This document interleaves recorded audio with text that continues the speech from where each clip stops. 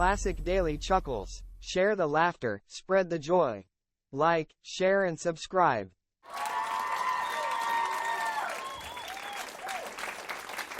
John had just settled into his seat, next to the window on a plane, when another man sits in the aisle seat, and sits his Black Labrador Retriever between them.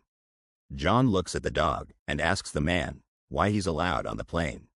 The man explains that he's an air marshal and the dog is an undercover police dog.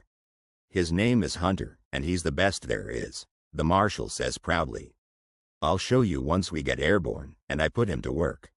The plane takes off, and once it has reached cruising altitude, the air marshal says to John, "Watch this."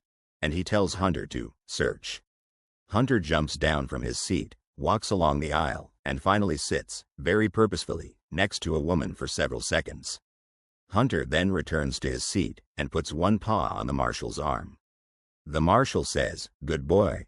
Then he turns to John and says, "That woman has weed, so I'm making a note of her seat number, and the police will arrest her when we land."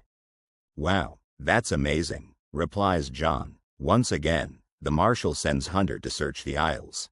Hunter sniffs about, sits beside a man for a few seconds, returns to his seat, but this time, he places two paws on the marshal's arm. The marshal turns to John and says, "That man is carrying cocaine, so again, I'm making a note of his seat number for the police." "Really cool," says John. The marshal then tells Hunter to search again. Hunter walks up and down the aisles for a little while, sits down for a moment, then comes racing back to the marshal. He jumps into the middle seat and proceeds to poop all over the place.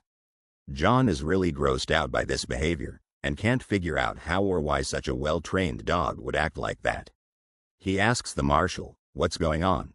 Why is he acting like that?" The marshal replies nervously, "He just found a bomb."